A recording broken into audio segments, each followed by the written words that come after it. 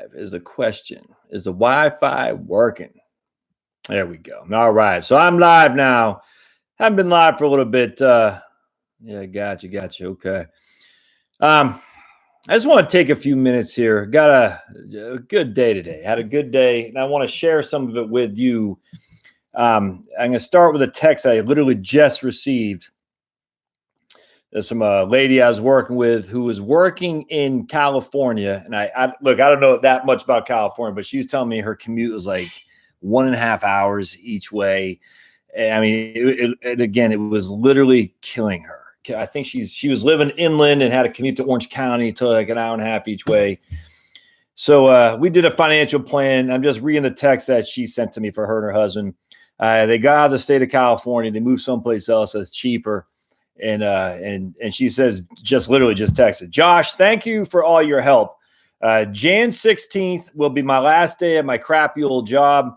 You have me the confidence and knowledge to finally pull the plug. I'm so excited, man. If that doesn't make you happy, I don't know what would. Now, I don't have any skill set other than, maybe pointing something out, but she's and her husband are the ones who did it. I didn't do it. I just pointed out, I said, you're literally putting yourself in the grave. You're killing yourself. Why? Now they knew that. That's why they fled crappy old California and moved to a place in the Midwest where they could afford a house. But I mean, she was dying. This other guy I talked about quite a bit up in Cleveland, dying. It's just not worth it. It's not worth it to stay at a crappy old job if it's killing you. So let me share an example of this lady I met today, and a wonderful lady. Just, wow, man, the stories you meet from learning some of these people is just immense. So this, hey, Donald, this lady today was telling me about someone she had played tennis with who was in good shape, worked in a pretty highfalutin job, making a lot of money and whatnot. On Christmas Day, she was preparing some food, for the Christmas meal and whatnot, and just standing there and had a stroke, and her face went blank. Her face just went blank. I'm just repeating what this woman told me about her friend, so it's complete hearsay. I frankly don't believe it would be, but whatever. Her face went blank. She's sitting there, 55 years old, had a stroke. Face goes blank. Her husband's 10 years older than her. She's the breadwinner. He's on Social Security. She's making big bucks at a, some kind of corporate finance firm or something like that. And she is for now a vegetable. She's forever in a nursing home and will forever be in a nursing home. 55 years old. And the irony of it is she hated her job. She was getting such stress. So this woman I was talking to today was telling me that on like a Sunday before she had to go, they'll be, playing tennis, batting around. And before she had to go to work, she'd be getting just incredibly stressed out, saying, I just, just as stressed. And high blood pressure. She had high blood pressure meds, but she didn't take them. And look, do not talk to me about high blood pressure meds. I don't know anything about them. My inclination is what I've heard good and bad. So before you take high blood pressure meds, get some real people a second and third opinion, maybe, because my understanding is they might prescribe them even if you don't really need them, but I don't know that for sure. So, but anyway, either way, she wasn't taking it. And now she's a vegetable. She'll never be, she can't move. She can't talk. I don't know if she knows who she is, but she's in a nursing home. Full-time care she's going to need. 55 years old. That job did that to her. No other way around it. She's making good money. Not worth it. It just breaks your heart. She's got, again, in this case, her husband's old enough. He can fend for himself, but they also have a child who's disabled, who can function, but will never be able to live on his own. How are these people going to get by? I don't let that be you. I hear stories like that and it just breaks your heart because you're like, it's not worth it. It's not worth it to trade $1 for your health. I hope, so when I get email texts like this with this lady and, talking to another guy about their crappy old jobs and, that I like that. I like it. Obviously, I hope that it works out for whatever you're doing, but man, can you imagine you're sitting there waiting to have, a retirement with your spouse, with my beautiful wife, and you have a stroke or something happens and you just can't enjoy it, or just don't let that be you. So if you're thinking you need to stay in your crappy old job because of whatever, I'm not telling you to quit. I don't know. I don't know your situation. I don't know. But man, just think about it. It's only up in the last 30 years that we've actually done this. Before, we used to have pensions. I get that and whatnot, but we survived just fine as humanity without staying at a crappy old job where you have to commute 2 hours a day. I mean, that's just nuts. It's nuts that people do that. I was doing it. That's why I quit my crappy old job. I had a wonderful job in suburban Atlanta working for USA. My commute was 15, 20 minutes each way. It was awesome. I was getting paid big bucks. I said I wasn't working that hard, frankly. I was getting paid a whole lot more than I should have been. But hey, I was a beneficiary of luck. Trust me, I've been the non-beneficiary of luck before, or what is the beneficiary of bad luck before myself. But anyway, so I quit my crap old job. So when they closed my suburban office, they moved down to Buckhead. And I was like, man, this commute is an hour and a half each way on a bad day, hour on a good day. And it's not worth it. And I said, I'm getting the hell out of Dodge. And it's scary. Right now, I'm not making anywhere near the income I was making. But I'm telling, and I don't know what that means. I don't know. But I'm just telling you, when I hear these stories about people are literally killing themselves to commute that hour, an hour and a half each way. And the reason we do that is because we take on so much debt. I know that's what I did. I mean, this house right here, I still owe a freaking lot of money on it. And but I'll never go back to commuting. I never will. Not like that. I mean, I'll go work at Walmart for $10 an hour, put tires on cars before I ever go back to commuting. I'll tell you that right now. Never, ever, ever will I do that again. I just won't. We'll downsize, once the kids are out of the house, we'll figure out something, but there's no way I'm doing that because I'm 48 years old. I got 4 kids that I want to spend some time with. My man Devin is on here. Says, keep it up on YouTube and you'll blow that income out of the water. We'll see, man. Devin, it's my full-time gig now. I'm working with people and doing this, so I enjoy it immensely. I just think about the people that are out there that are miserable like this woman, and it makes me sad. It really does. And I am a man of faith, and I don't think God put you on here to give your soul away to a company, a corporation in particularly. Those corporations don't care about you. And look, I'm a capitalist 100%. I love capitalism, not cronyism. I love capitalism. I believe in it. I believe truly in the freedom of human beings to do what they want under their own devices, for sure, with minimal interference by government, minimal interference by unions, and minimal interference by big business. Absolutely. I believe in your ability to consume whatever you want, as long as you're not hurting other people, as long as you pay the consequences for your own actions. I believe in that 100%.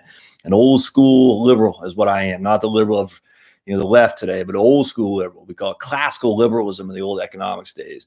I believe you're put on this earth to do something. And I don't know what it is for you specifically, but seeing this text from this lady, man, it just makes my heart melt because I was part of that.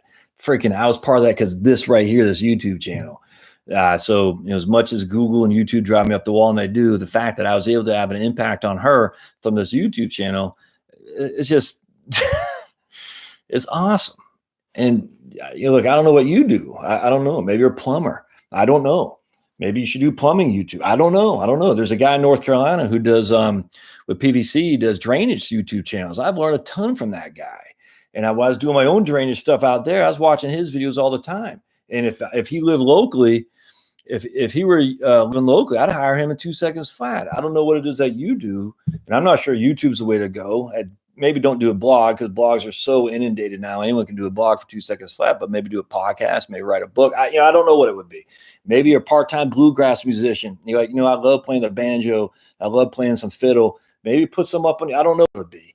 But do something where you can start getting that income stream building, or at least some kind of a knowledge of how to reach out to people, get to know people better from YouTube or blogging. Again, I'm not the biggest fan of blogs simply because I think they're inundated, podcasts, whatever it is. But you have a special specialty. Bring it to the table. Let people see it. I mean, I'm watching all the time of various YouTube channels that have nothing to do with financial planning. I'll tell you that right now. I'm very interested in oil and gas, for instance. A lot of learning about exploration there. Very interested in alternative energy, using gasifiers and stuff like that. And there's a guy on here, Mr. Teslonian, who does all kinds of videos on that kind of stuff. Wrangle Star, watch all these guys. And I just learned a ton. And maybe you have a skill set like that you can start doing stuff too. Yeah, writing books myself. My man, Rembert Parker. Absolutely. Just get it out there. It's so easy to do. And it's not easy, but it's easy to publish it now. And so you need to think about something like that, because if you're working a crappy old job, saying the 10 more years, crappy old job, the 10 more years might not come. That's all I'm saying. I don't know. Last, I was getting some pushback on my thing on health insurance the other day, and I'm not against buying health insurance. The lady I was talking to today has Obamacare. It works great for her.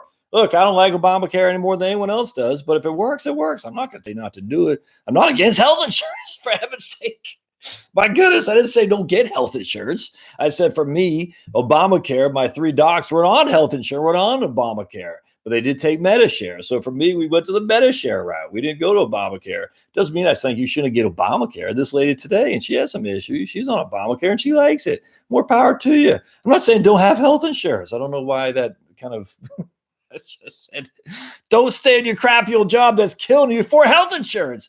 Other companies will have health insurance, or you can go on Obamacare. I don't care, whatever you got to do. But the idea that you should just have, Mike, Obamacare is unconstitutional. I mean, come on, man. What is not unconstitutional? Everything is unconstitutional anymore. I mean, jeez. John Roberts said it wasn't. He said it wasn't. What did he say? He said it wasn't a mandate. It was a tax, even though the law said it was. John Roberts. I mean, everything is unconstitutional, man. I mean, there's a book out there which I got on my back shelf, says 3 felonies a day, and it's written by a liberal law professor, not Dershowitz. Somebody else, actually, a pretty liberal law professor. He says we're committing literally 3 felonies a day just by living our being. That's not freedom. No other way around that. But anyway, get health insurance. I'm all about health insurance. I want to solve the riddle here about we need health insurance. Yes, I'm not saying don't have it. I'm just saying don't kill yourself working some crappy old job in order to have it. No. We want you to not do that. We want you to be happy, and being happy is maybe finding something else that maybe doesn't pay as well, but it keeps you alive so you can enjoy the labors of your labors later on down the road. So let's see. Someone, Kat says, do you have any advice on counting in VA disability into retirement plan? My husband's 90%, will soon be 100%. We aren't sure how much we should rely on it during retirement. My understanding is you should rely on the entirety of it, Kat. Every person on VA disability for the military that I've dealt with in my past has been on that with VA disability, tax free. I don't know if it gets cut whatsoever, Kat. So I don't have any qualm with that whatsoever. None with using that as full-fledged as part of retirement. How much will you get after he passes? Again, presuming, presuming that he predeceases you. I don't know how much you would get. You would want to find out for sure. So if you have VA disability, it's tax-free. It'd be crazy not to include that in your retirement plan. Similar to you'd be crazy not to include Social Security in your retirement plan too. Social Security is not bankrupt. It's not bankrupt. It's not.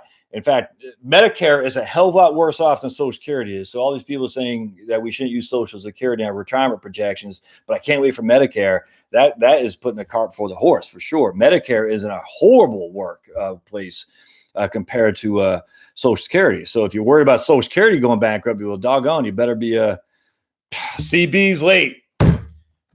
CB, you're supposed to be here on time. If you're on time, you're late. If you're early, you're on time. But anyway, Medicare is a whole lot worse shape than Social Security. So if you're worried about Social Security being bankrupt, well, doggone, you better not be playing on Medicare, that's for sure. So anyway, Medicare, and then we got my man Mike, who says who says he's on Medicare in 6 months. Hey, man, right on Medicare. If I may, too, this is going to be a segue just because I'm yapping here. My man J.O., Jaeoh, J.O. out of Michigan, he just put his 2019 version of Maximize Your Medicare. Jay is he's very, very strict on what is perceived to be advice on Medicare. He sees the benefits of Medicare Advantage is closing the gap with Medigap. And I'm not speaking on behalf of Jay. I'm just telling you, but what Medicare, if you read between the lines of J.O., and he's by far and away one of the most, I don't know, he just knows more about this stuff in his pinky than I know in my whole big fat face. Jay, you read between the lines. He likes Medigap. So Mike McFarland. Look, I can't recommend nothing for you. I don't know, but I'm just saying if you read between the lines on some of these folks who are into the business, they like Medigap, i.e. Medicare supplemental policies as opposed to Medicare Advantage. And I was actually emailing Elaine Floyd back and forth. I did a podcast interview with her about 6 months ago, and she writes all kinds of stuff. I don't have the book here on Medicare. Anyway, Elaine Floyd from Horse's Mouth, and we were emailing back and forth. She's probably pretty far to the left than I am.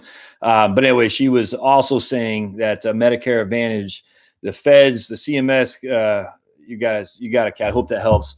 The CMS, Medigap's a must. The Centers for Medicare and Medicaid Services, they're seemingly pushing more and more people to Medicare Advantage. And Elaine's concern is what happens if the CMS reduces reimbursement rates so that they pay the insurance companies? What does that leave you if you're on MA, Medicare Advantage? Because right now it's an arms race for these companies, these insurers, to give you all the bells and whistles, kind of like it was back in the early 2000s with variable annuities. You may or may not know, but variable annuities in the early 2000s, man, you could get some smoking deals on income streams and whatnot. In fact, a guy out of Toronto, King's College, I think, Moshe, M-O-S-H-E, and the Hebrew pronunciation of that I'm butchering. It's not Moshe, it's not Moshe either. I had a Jewish friend of mine who told me how to pronounce it. But anyway, Moshe Milevsky, I can't remember. Moshe Milevsky out of University of Toronto, King's College, something like that. He actually did studies on the benefits of annuities relative to actually the equivalent of buying a put option. And he said back in the late 90s, it wasn't worth it. But in the 2000s to 2005 and 6, those variable annuities pay some significant good benefits relative to the cost of going out in the market buying a put option. He said they're wonderful. So a couple things on that. If you had a variable annuity that you bought from 2000 to say 2008, you probably want to keep that sucker. Number two, the arms race that all these insurers were doing were just giving all kinds of crazy benefits that they couldn't keep. It wasn't sustainable. In 2008 comes and kaboom, all those benefits were pretty much taken off the table, which is why you see these insurance companies asking essentially for their to buy you out, and you don't want to do that. Same thing is what Elaine is worried about with Medicare Advantage. She's saying there's a significant arms race to give you all the bells and whistles with Medicare Advantage policies, because right now the insurers are making out like a bandit on the profit margins relative to how much they get per head for each Medicare Advantage enrollee relative to how much it costs them. And so they're making out. The problem is, as those baby boomer cohorts get older and older and older and more sickly and more potentially costly, what happens then? I mean, the insurance companies are getting $1,500 a head or something like that right now, and they're probably paying out $1,200. And literally, I'm just making that second number up. I don't know what the second number is. The first number is about $1,500 a head. What happens if those insurers only get $1,500 a head, but the costs go to $2,000? What happens to you as the end user, because the baby boomers are aging and now they have less and less bells and whistles, and then they start taking away benefits to you. At least with Medigap or Medicare supplementals, you know for a fact what you got going in, and you know for a fact you can travel and be seen by any doc that takes Medicare. If they take original Medicare, they will see you. That doesn't mean they have to see you on a timely basis. I mean, this is not slavery. We can't force a doctor to see you at your time. You got to force the doctor has to see you at his or her time, because that's the way it works. But if they take Medicare, they have to see you. So just remember that in the back of your mind. Medigap, and I tell you, Jay did not talk. He's not authorizing me to say this. He says each person's different. If you have the resources, though, from my reading of Jay's books and Jay's research, Medigap, or i.e. Medicare supplement, is the way to go. Medicare Part C is Medicare Advantage. I'm not saying don't do that. If you live in Florida, you live in Atlanta, you're going to get a good Medicare Advantage plans because there's tons of providers out here in network. The drawback is, what if you're going up to the upper peninsula and there's no doctors around and you get sick? Who sees you there? And I just don't know the answers. All right. Got some questions. Yeah. Retired at 50. So the Bass Fire FD, retired at 50 as a firefighter with pension. Wasn't the commute that got me, but career field and management took its toll. Still work part-time field, but lots less. Man, I couldn't have said it more. So he retired at 50, but he's still working part-time in the field. Now, he does have a pension that may or may not be you, average watcher here, but that's, man, right on. I completely get that. A lot of USPS guys and firefighters reach out to me. It's very interesting, actually. I like that. Worry about making it, but not the point of stressing. That's what the same thing the Bass said. Bass guy there said, worry about making it, but not. In this case, the lady was so stressed.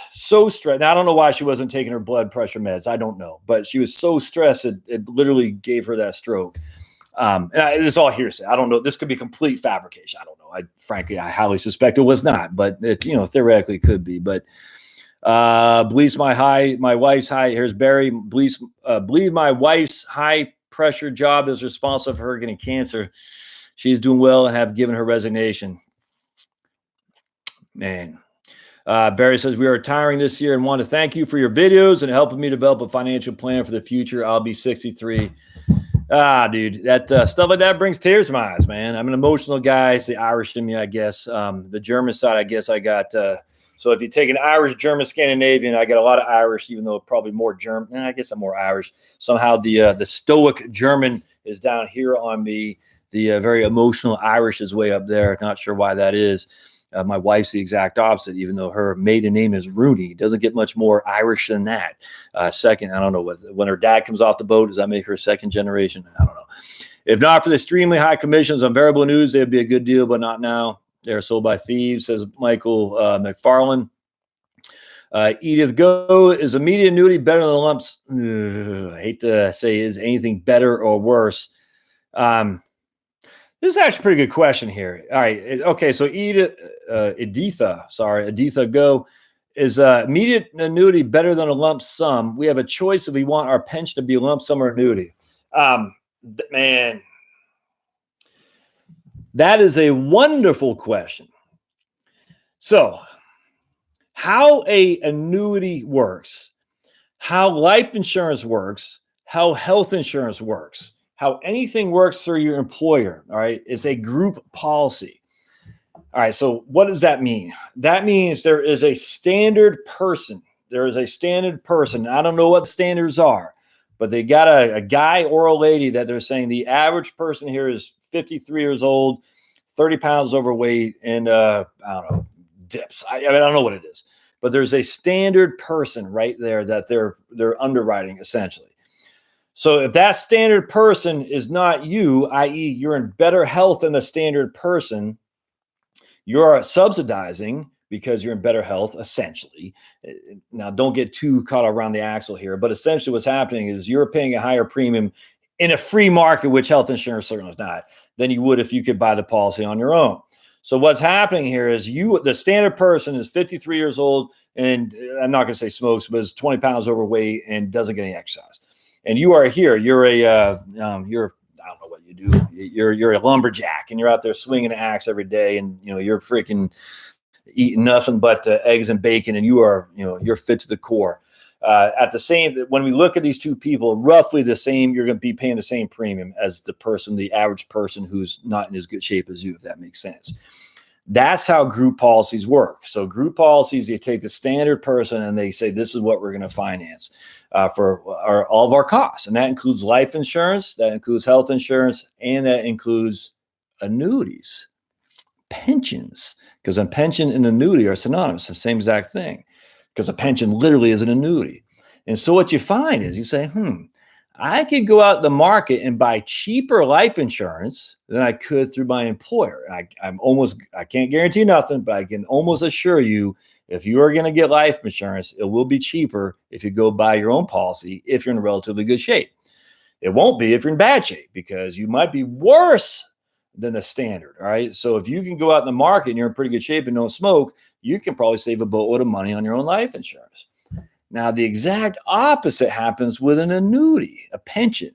When you annuitize a lump sum or annuitize your 401k, your employer-sponsored plans through work, they're going to also underwrite. It's not you, it's the standard person, that guy or that lady who's 53 years old, 20 pounds overweight, and doesn't get any exercise.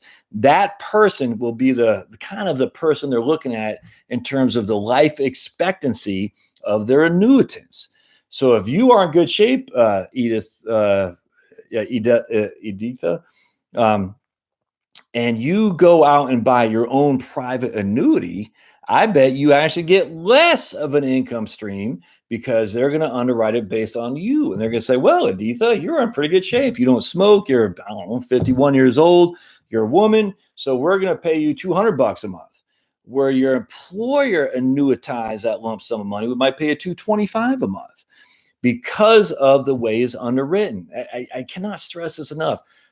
Any group plan, there's a standard person that they're insuring. Everybody else will pay essentially that rate of that standard person. Obviously, there's exceptions to every rule.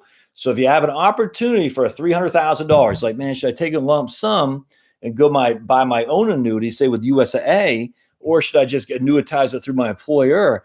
Man, before you roll that sucker out, get a quote from your employer and then get a quote from a private company. And I bet 80 times out of 100, the quote from your employer will be higher, if not significantly higher than what it would be through a private company. 100% switch that, or 180 degrees switch that over for life insurance. If you can get life insurance through your employer, say $1 million, say it's 8 times salary, and we say your salary is $100,000, and you're going to get an $800,000 life insurance policy through your employer, I can almost guarantee you, if the same $800,000 life insurance that you got in a private company would be cheaper, because again, it'll be specific to you. Same thing comes, and I hate to even say health insurance because nowadays health insurance is so stupid, but with life insurance and with annuitization, you just got to think about those two things. Critically important. So should you take the lump sum or should you take the annuity?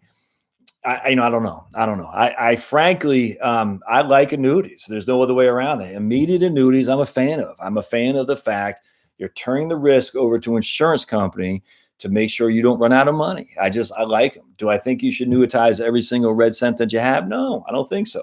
But I think you should say that I like the idea of guaranteed income that I cannot outlive for the rest of my life. And that takes a lot of the frustration, a lot of the scariness out of the market, because the markets, while they will probably outperform, man, it's going to go up, it's going to go down, it's going to go up, it's going to go down. And who needs that risk? And talk about another way to get your heart pumping. Don't need it. So anyway, I hope that answers your question. I probably doesn't. I'm yapping here. Texas, right on. Monty in Texas was just down in Frisco, which is where Monty lives by. All these houses on top of each other. Man alive. Rob says, want to thank you for your videos. I'm 59. Thought I could never retire. I think I needed millions. Friggin' Susie Orman. Man, you give my wife and I hope that we will be in the hand. Well, I appreciate that. Anti-selection at work, says Rembrandt. I don't know what that means. How do you protect your 401k funds and moving it when you retire when the amount is over $1 million? What insurance protects the funds versus, no insurance protects your 401k, none. And it won't protect it at an account that you have with a brokerage firm. There's something called SIPC, SIPC, which is the Securities Investment Protection Corporation, SIPC. My phone is ringing. And they'll protect up to, I think it's $500,000. It's been a while since I've been involved in the brokerage industry, but Rich, they'll protect your 401 your investments up to, I think, $500,000. I can't remember if it's per account. I just don't know. But they're only protecting against fraud. That's it. They're basically, if you got some scoundrel and he's stealing money, they'll protect it up to $500,000. It is not protected against market declines. It doesn't matter. I was talking to a lady, I think maybe that was just yesterday too. I might have been busier yesterday than I thought. But anyway, she was maybe it was 2 days ago. I can't remember. No, it was Saturday. Talking to a lady Saturday, and she's asking, it wouldn't be better for her if she had her money like half in Fidelity, half in Vanguard, or third in Fidelity, third in Schwab, and third in Vanguard? No, it won't be. It's simply because they're all just custodians. They just custody your accounts. And that simply means they just hold the assets there for benefit of you, the account owner. And so unless something is stealing money from you fraudulently, in which case, I mean, Fidelity, Schwab, and Vanguard all have deep pockets, so you get your money back. I mean, if it's fraudulent, for sure. But unless someone's stealing money from you, if you have the money in 3 different accounts, it's all the market will determine whether or not that performs or not. It has nothing to do with it being held at Vanguard, at Schwab, or at Fidelity, or T. Rowe Price, or USAA.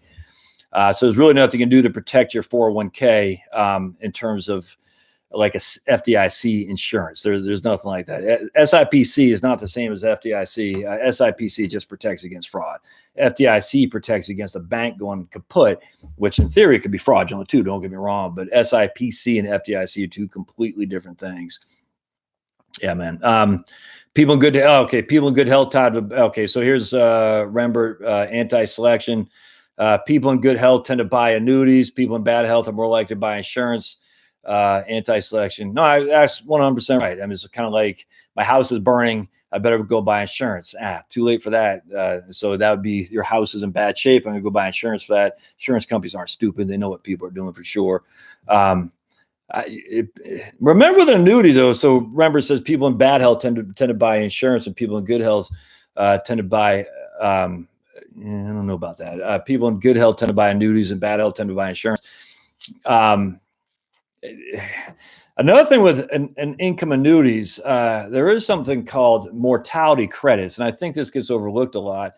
And so if you're in bad health and you buy an annuity and you die, there are some tricks and techniques that you can do to make sure that your estate at least gets the money put in, but you're dead. So you don't really care what happened to your money because you're dead. I mean, obviously you want to leave enough for your spouse to get whatever, but you're dead. Now, if you live too long, you're being subsidized by those people who died too early. And so one of the reasons why good, healthy people should consider annuities in particular is because of mortality credits. The longer you live, every year you live beyond the mortality tables that they use is just simply money in your pocket. And the longer you live beyond that 20-year lifespan, whatever, you're making bank on top of bank on top of bank. And those immediate annuities are wonderful for people who live long, simply because you're more likely to get money from the insurance company. And that is going to be off the back of the people who die early. As crass as that sounds, that's the way it works. You get people who die early. That money doesn't go to the insurance company. That money goes to people who die late. And that's the way annuities work. It's no different than Social Security. I mean, Social Security is a little bit more of a Ponzi scheme for sure, which it is. I mean, let's be honest here. Social Security is literally a Ponzi scheme. Like it or not, it's legalized. But still, at the end of the day, people who die early lose their Social Security benefit. And that money is now going to people who die later. It's just no two ways around that. And so for an annuity, if you're in good health, taking an income annuity could really be very beneficial in terms of an income stream that does provide a decent internal rate of return for sure. Now, if you die early, that stinks. I mean, you're dead, and you're dead. If you believe in the big guy upstairs, well, you're in a better place. But at the end of the day, you're not going to get any value from that money whatsoever. And so, if you're worried about dying too early, what you'd want to do. My wife and I are married. My wife is 4 years younger, and she's a woman. For sure, she's going to survive me. And so what I do is I say, I want a joint in life annuity or joint life survivor annuity, JLSA, I think is what it's called, joint life survivor annuity. So it pays me $300 a month as long as I'm alive. It pays $300 a month as long as my wife is alive. So as long as one of us are breathing, $300 a month comes into our bank account.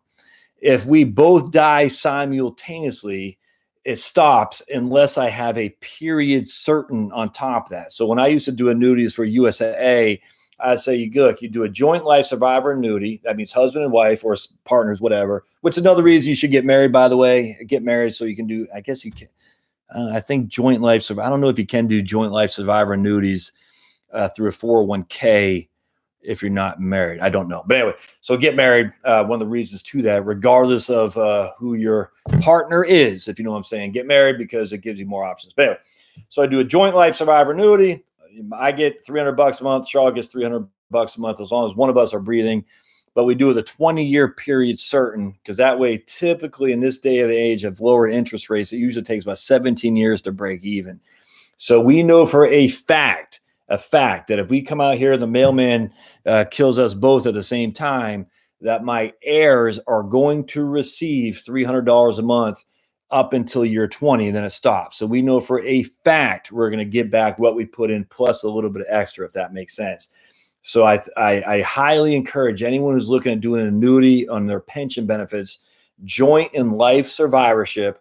I like 100%. That doesn't mean you have to like it, but 100% simply means it could be 350 for me and 125 for Charlotte or whatever, or it could be 300 for me and 300 for Charlotte. That's how a joint and life survivor annuity works. And so I have 100% survivor benefit, a 50% survivor benefit for the SBP. For the military, is 55% survivor benefit. But if you get to choose it, I recommend, generally speaking, choose 100% joint life survivor. You'd be surprised that it's not that much of a reduced amount for you as a primary person. So again, for me, I get 300. I die, my wife gets 300. If I do like say I don't know, 75% benefit, I get 325 and she gets 250 or something like that. I don't know. But I just like the joint life survivor, 100% benefit with a 20-year period certain. Remember, period certain, though, if you just do period certain without a joint and life survivor part of that. So there's two prongs to this. Joint and life survivor and period certain. Those two things you got to coordinate. Joint and life survivor and period certain. If you just do joint and life survivor with no period certain, at your death of you and your surviving spouse, it's done. It could be 2 years out and you're done. Literally, it's over. If you just do period certain without a joint and life survivor or out even a life annuity, at the end of that period certain, it's done. Now you're 85 years old. You're like, whoa, the checks start coming in. How come, Mr. Insurance Company? Because you just did a period certain, and that period is up. And you're like, I thought it was for my life. You're like, no, man, you just did 20 years period certain. Sucks to be you. Don't do that. Joint and life survivor with period certain. Ideally, should be a 20-year period certain, at least the numbers I run. Run that for yourself. But I'm telling you, if you're not married, you still, and let's say you're divorcee, you still got kids or something like that, life and period certain. Remember, it's got to be an and there, not or not one or the other. It's got to be an and in there, life and or period certain. All right, we got some other stuff in here. Can you do more? Can I retire video some with a higher than 65? Yeah, you can do. I get, man. Mike, I got tons of videos on can I retire? Yes, sir. Ohio firefighter retiring later this year with $52.50 monthly pension, single with no dependents. I have $50,000 drop program. Where should I put it? Man, way too much to ask me there. Where should I put it? I just don't know. It completely situation dictates there. Mike from Rudy from Ohio. Mike says, Schwab and Fidelity, I'm the best raised Vanguard customer service at the, Oh, Clark Howard, come on. Schwab and Fidelity offer the best rates. Vanguard's customer service has hit the skids, according to Clark Howard. Clark Howard. I'm a fan of Clark, but I don't know. Here's what I know. Schwab is traded publicly. Fidelity is owned by the Johnson family. Vanguard's owned by its investors. That's all I need to know. I mean, look, I'm not going to yell at anyone who gets a Fidelity, anyone who gets Schwab. At the end of the day, those Schwab's got to appeal to its shareholders. I worked at Schwab for a tiny amount of time back in the late 1990s into 2000. A guy named David Pottruck was the CEO. And this guy was big on clicks and bricks. He had a book called Clicks and Bricks. And he was all about the internet age and whatnot. And he was probably a little bit before his time, frankly. But the board of directors canned his butt because the stock price went kaput. Had nothing to do with the customer service, had nothing to do with the clients, had nothing to do with anything other than the stock price. And Dave Pottruck got shown the door. The Johnson family at Fidelity, they have probably, a couple of years ago, they had $20 billion in net worth, flying around their own private planes. John Bogle at Vanguard, no private planes. He's probably driving a 1995 Ford Taurus, probably John Bogle is.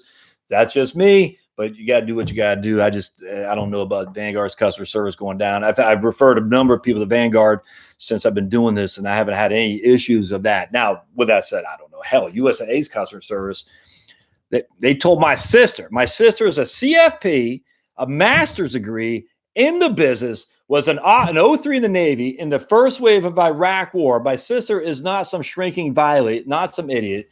We made a little bit of inheritance. My Grammy died back 10 years ago. It wasn't much, but it was enough to help me put a down payment on this house right here. My sister calls USA to dump some money in there. And they said, hey, have you thought of an annuity? My sister says, why? She goes, well, because they're paying well. My sister says, I'm 35 years old. Why would I want an annuity? They said, because it pays better than a CD or the short-term bond fund. They're telling her to put money into an annuity. This is USAA, where I worked. Yeah. So that might not be bad customer service in terms of pleasantries, but it's horrible customer service in terms of my friggin' sister being told to put an annuity. Thank God she knows what the hell she's doing. I just feel bad for some guy who just ETS'd with, say, $5,000 that he had left over because he didn't take all his leave. Now he calls USAA and he gets some contractor on the horn that from Pittsburgh doesn't work for the company full time. The contractor is saying, look, I got quotas to meet. You should put an annuity. And the guy's like, okay. You got a corporal doesn't know anything. He's like, all right, I'll put an annuity. Sounds good. It pays better than the CD. And then it comes time to take the money out of the annuity because he got to go change out his transmission. He gets paid a 10% penalty. All right. Let's see. When you receive the monthly payout from immediate annuity, does include the fees. Yeah, no fees in immediate. I mean, they're fees, but you'll never see a fee in immediate annuity, Aditha. And if I'm butchering your name, I apologize. But there's the fees on an annuity are inherent in what you get. That's an immediate annuity. So you get $300 a month. That's all in. That's all fees taken out already. Yeah, right. Mike McFarland says, just as long as that Ponzi scheme works for another 20 years. Wrong answer, Mike. I got 48 years old now, so 20 years only gets me to 68. So I needed to work longer than that. What about Steve, long-term care insurance, is it really worth it? Boy, that's a tough one. I have it. My wife has it. I have it through Knights of Columbus, and I probably should never get taken before I'm back.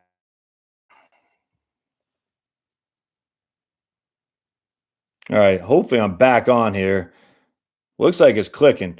Anyway, so long-term care. I have it through Knights of Columbus, and I'm a pretty conservative guy. I get nervous about stuff, but I just know at the end of the day, if something were to happen to me, my wife still got 3 kids now at home that she's got to take care of. She'd be in a world of hurt. She'd be destitute. So I have it. There was a study, and I can't recall back a few years back, that said 40% of all people who need long-term care service were under the age of 65. Given that I'm a man, pretty high strung, I could easily see that being me, frankly. And that's why I take Lexapro, because it does take a little bit of the edge off. I like Lexapro. But at the end of the day, I'm still pretty high strung, just my nature. So long-term care insurance for my wife and I, it's probably $250 total a month. And I think it's $250,000 total, I think is what we have. For the total money, the pool of money that we have access to. Every year or every 3 years, we get an invoice that says if we want to increase it with inflation, there's something called GPO, guaranteed. I forgot what guaranteed payout, something like that. GPO means we can increase our long-term care with inflation if we want to pay an increased premium. So I kind of like that. But I don't know, man. I think everyone that is young should get long-term care. I'm just telling you, the younger you are, the more likely you should get long-term care because the cheaper it's going to be. The drawback about long-term care is there's a good chance you'll never use it. High probability you'll never use it. And, similar to your homeowner's insurance, you have homeowner's insurance. If your home doesn't burn down, does that mean it's a waste of money? No. Long-term care, though, there are new products out there, and they're called accelerated death benefits with life insurance. And I actually like this quite a bit because if I'm paying $250 a month for my long-term care for my wife and me, if I'm paying $250 a month, and that's what is that, $3,000 a year? I don't have my calculator, and I do that for 20 years. That's $60,000. And if I don't have a long-term care need, I'm out. There's just no other way around that. So you can actually buy a life insurance policy with a guaranteed, what's a long-term care rider, RIDER, kind of like the university rider, or wherever that is. And what you're saying is at the end of the day, if I have a need for long-term care, I have an accelerated death benefit where you can pull a significant portion of my life insurance component out, my death benefit, to provide long-term care. I'm a fan of that. I really am. I'm a fan of that for 2 reasons. One is because if I don't use the long-term care component, as long as I keep the policy in force and I die, that money will go to my heirs, my wife, my heirs, something like that. It'll go to my estate. And that has a lot of appeal to me because the long-term care that I have, it could literally never go away. I could never get it, I should say. The cash could go away. So these life insurance components with a long-term care rider, I'm a pretty big fan of. In fact, the lady I was talking to today, she's 60. I think she's 55 years old. I figured it probably costs her $350, maybe $400 a month for life insurance or for long-term care. I mean, that's a lot. That's a lot of money right there. So I said, you might want to look at one of those, but she had a lot of cash and sitting in a savings account. So let's just say, this is what I used to do when I was a broker 15 years ago. You dump in one of these Lincoln Money Guard. I don't even know if they still have them. I'm sure there's a different iteration of these Lincoln Money Guard policies. And if I recall right, what you could do is you dump $50,000 into a guaranteed life insurance policy. If someone asked about guaranteed universal life, and that's exactly what it was, guaranteed you will never go away. And what that means is the three things: you either have access to the cash, so that $50,000 you have access to if you need it. If you die before you need long-term care, I think you got like $133,000 as a death benefit, or $266,000 of a long-term care benefit. One of those three things, and don't quote me verbatim here, but man, I loved it. You said, at the end of the day, I know I have access to my cash while I'm alive. If I need long-term care, I have that coverage provided. And if I don't need long-term care and I don't have access to my cash, I still have a small death benefit that I can provide to my spouse. I like that quite a bit. The drawback there is when you're being underwritten for those policies, they still underwrite you for long-term care. And life insurance and long-term care are underwritten completely different. Life insurance, they don't want you to die too soon, right? They don't, because they don't get enough premiums to cover what they got to pay out to your surviving spouse or your heirs. Long-term care is the exact opposite. They don't want you to live too long, because if you live too long with Alzheimer's, that's just money going out, money going out, money going out. The benefit about long-term care with this kind of policy, though, is the insurance company knows for a fact what their limits, their upside risk is. They know for a fact their upside risk will be $266,000, no more, no less. They know that for well, I guess it could be less, but they know for a fact. Whereas where you just don't know with life insurance, they don't know what the risk could be. The risk could be $100,000, it could be $20,000, depending on how long you survive. And so the drawback with these policies, you kind of got to get rid for both, as a life insurance and as a long-term care provider. So it's a little bit more of a poking on you, and it doesn't happen overnight. But I love those things. Accelerated death benefit is what is called long-term care, life insurance with long-term care insurance rider. Even variable annuities. I don't have enough research on those to look at that. I just don't know. There's another one too. So Lincoln Money Guard was the one I used to sell, and I liked it. There's another company that's doing, I forgot what the other companies are. But anyway, look all those up. I'm a big fan. Edith, let's see. Hold on a second. People selling annuity to an older adult should be shot. Hey.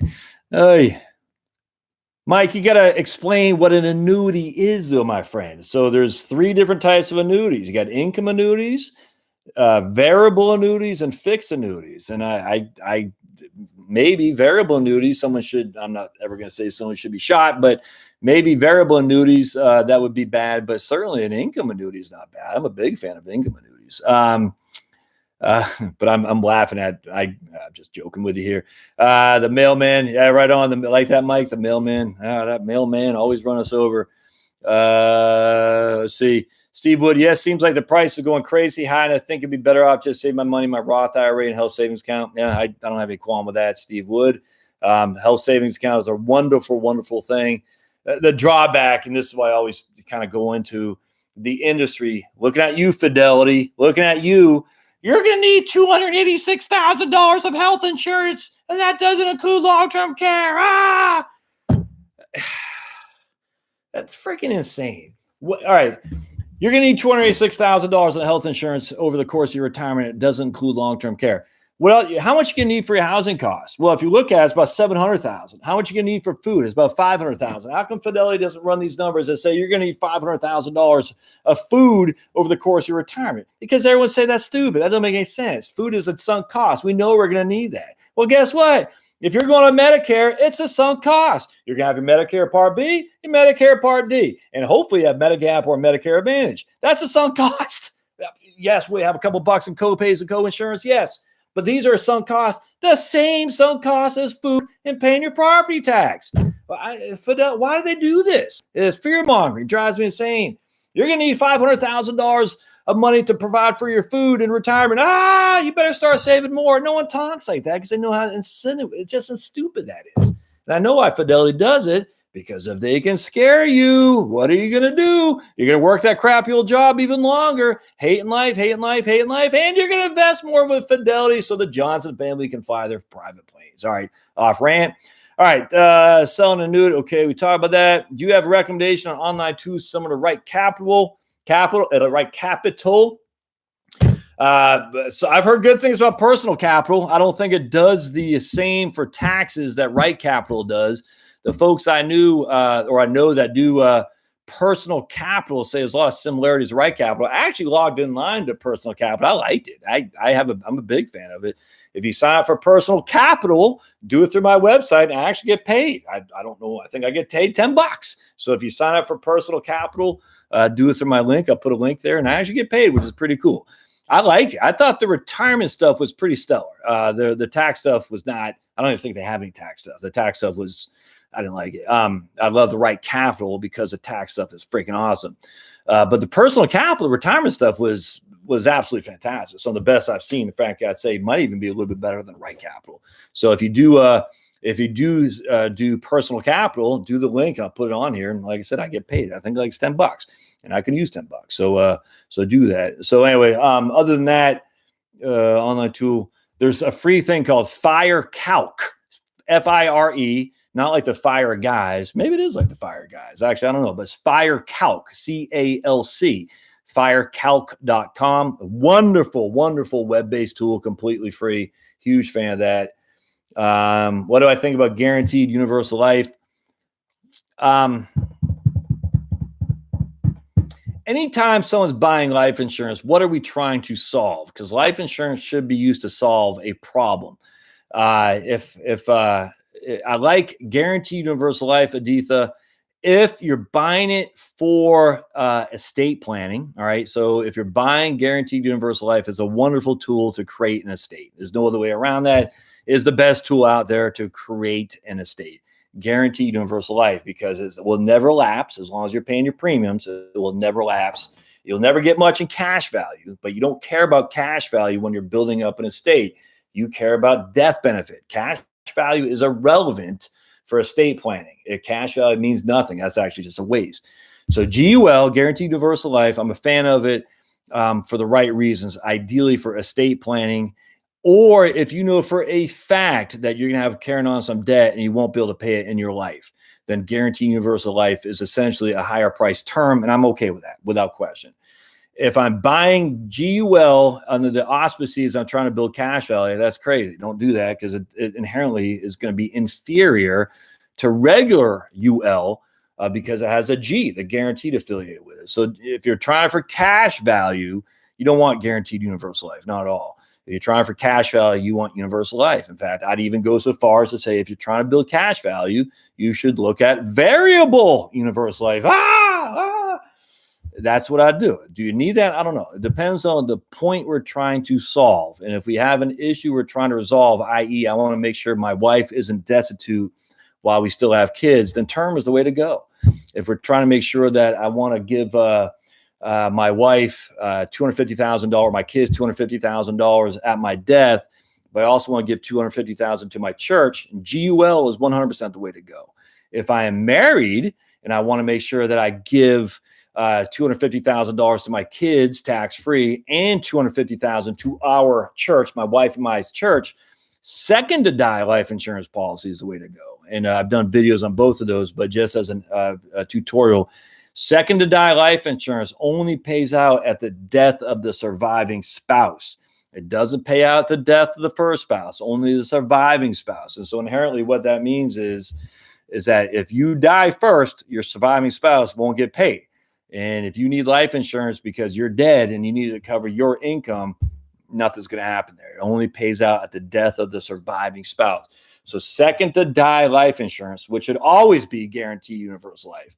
Always. It should not be term. Absolutely not. Should not be universal. It should be guaranteed universal life insurance, if not whole life.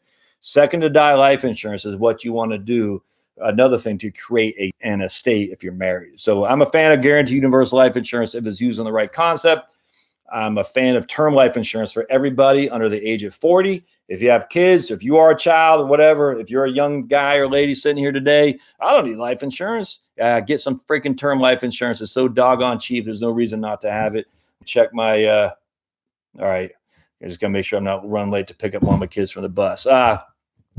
Part two, it's coming out. I literally am uploading as we sit here today, Quincy. Then there's going to be a part three. So part two, had to do 2 takes because my stupid system broke on me. So there'll be part 2. And there's going to be part 3 because I had to do 2 takes. So anyway, so part 2 I'll pump up today. I thought I had part 3, which was ready to go until it didn't work. So I'll do part 3 when I pick up one of my kids, and I'll do part 3. But you like part 2. It's coming out ASAP. They can raise the rate on long-term care. Yep. No, absolutely. Mike says they can raise the rate on long-term. 100% agree with that. Long-term care. The problem is it's not guaranteed rates. Those days are gone. Joe, my mom needs to go to a nursing home. She has whole life insurance, cash value of 20. I need to cash it in to get her value on the 2K in assets. Joe, it depends on how much she has as a gain. If she has $18,000 of a basis and she has $20,000 of cash value, she'll have $2,000 of a gain, which would be taxed as ordinary income. So you just got to figure out what her basis is. The life insurance company can tell you what her basis is. Easy. They're just done basis. Easy as pie. You subtract the gain from the basis, and that's your taxable amount. I imagine there probably won't be any basis, to be honest with you, if she only has $20,000 of cash value, but you'd have to look into that for sure. My wife pays $193 a month for long-term care. That's not bad, man, from ARP. All right. ARP is in the news for using United Healthcare, I think. And United Healthcare is jacking up rates on Medicare Advantage plans or Medicare. I can't remember. But always shop around every year. Shop around for if you're on Medicare and you have Medigap or in particular Medicare Advantage. You'd be crazy not to shop around because those things change yearly, which is another one of the hard things about Medicare Advantage relative to Medicare, because it changes so much. You got to keep adamant and you got to keep your powder dry to make sure you're getting the best plan for you. My video about the Ricky truck driver is great. And I got a call with him later on today. Thoughts on the TS? I mean, I like that. 65% C, 20% S, 15% I. Man, Quincy, I got no problem with that in the least. I'm a big fan of TSP, and that looks like a big, 35 years old. Quincy, you got no problem from me, man. 65 C, 20% S, and 15% I.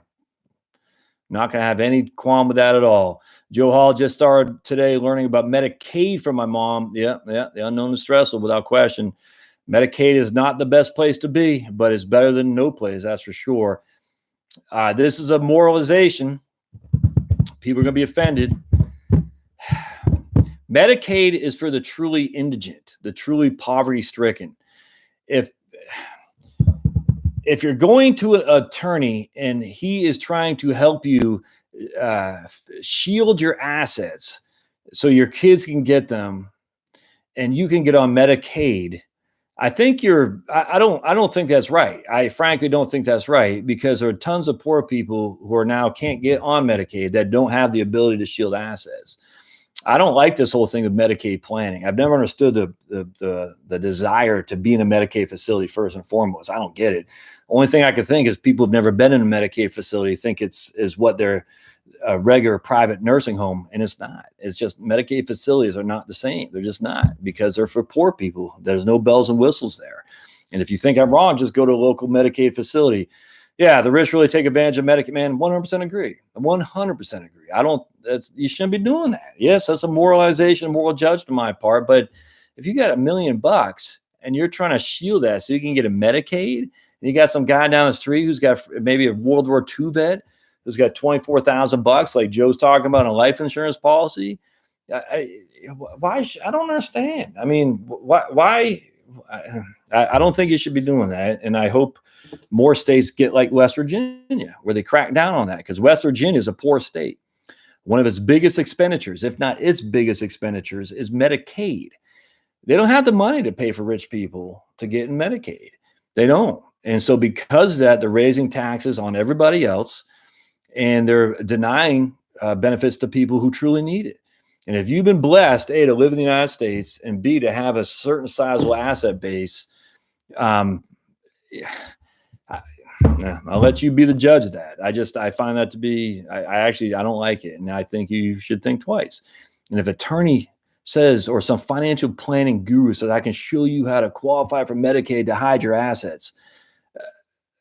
No, you should run for the hills. Say, that's not right. I've been blessed with this wonderful abundance of living in the United States with this wonderful amount of money and assets that I have. Yes, it'd be great to leave to my kids, but guess what? If I need to use those assets to provide for my own comfort in a regular private nursing home, that's fine. Let your kids fund for themselves if that's what it takes. So that way you can be in a private nursing home. That way, you know, for something that World War II veteran down the street can also be in a nursing home, even though it's Medicaid. Just my moralizing. Joe, my mom only has $3,000 cash, no home was, yeah. Yep. All right. So we'll leave on that note. I feel for you, Joe. I do. I don't know what caused her to be that destitute. Don't need to know. It might be self-inflicted. It might be, nature, just bad. I don't know. At the end of the day, as a decent society that we are, though, we do provide for those who can't, and your mom falls into that for sure. And that might be just bad luck. It might just be bad planning. She might have, it could just be maybe she lost her husband when I don't know. Frank, I don't care. I know people out there who are addicts who just is sad and they're recovering and they don't have a pot to pee in. It's sad. But that doesn't mean we just leave them out to dry, in my opinion. And I think if someone like your mom, who's probably a righteous person, salt of the earth, for her to have to compete against some guy with $1 million and a top hat, I just say that facetiously, monopoly guy, I find that to be just disheartening. I really, really do. In the United States, where some people really are bad off and they need the help and they need the assistance of the safety net. That's what the safety net's there for, is to provide for people like that. All right. Forced early retirement at 55, cash needed, unemployed. All right. So, all right. That's from Deb's World. Okay. So, Deb, if you were forced out at 55, you have access to your 401k without it being subject to the 10% early penalty. All right. So don't roll that over to an IRA for the love of all that is good. Keep it at your employer provider. That way you have access to it because of your being post 54. That means 55 or above and separate from service, please. Now, they might not, you might also be able to get access to it because you're unemployed, have health insurance. There's other exceptions to the 10% penalty, but do not roll that to an IRA. Keep it at your employer because you have access to it without being 10% penalty. Will you pay tax on it? Yes. But if you have no income because you're unemployed, the tax ain't going to be much. Just not going to be much in taxes. It just won't. So if you need $20,000, the $20,000 won't be taxed at a 10% penalty because you're post 54, you're 55. And it might be taxed as ordinary income, but the first $12,000 is standard deduction anyway. And so you're going to be paid tax on $8,000 if that's the only income you have. $8,000, even if you're single, that's only a 10% tax bracket. That's $800. That's worth it. I just don't, leave it there. Do not roll it to an IRA. If someone starts talking about 72 Ts or separately equal payment period SEPPs, turn around and run for the hills. Don't talk to those people. Leave that at your 401k. No 72T, no SEPP, which is the exact same thing. Leave it at your 401k provider. Call them up, say, I need $20,000. Do not withhold taxes. Let them, the IRS tax you later on, and get that sucker out and spend it as you need fit. And you're going to pay a little bit of tax, but it won't be killed you just because you have no other income. And if you do have a little bit of income, well, it sucks, but you got to pay tax. At least you can avoid the penalty. All right, my friend, I wish you the best, Deb. Joe, I wish you the best with your mom, man. I tell you, prayers, thoughts and prayers. Don't understand why that's controversial. That's for sure. But I feel bad, man. That sucks. That's a bad place to be. So blessings to her. Give her big hugs for sure. That's the least we can do. She certainly paid her fair share into it. I wish that didn't happen, but I wish her the best. All right. We'll see you guys next time. Blessings to you all. And I appreciate you being on here. This went a whole lot longer than I intended, but I love it. I love doing this. Maybe I'll do this once a week or twice a week. So we'll see you guys. Thanks now.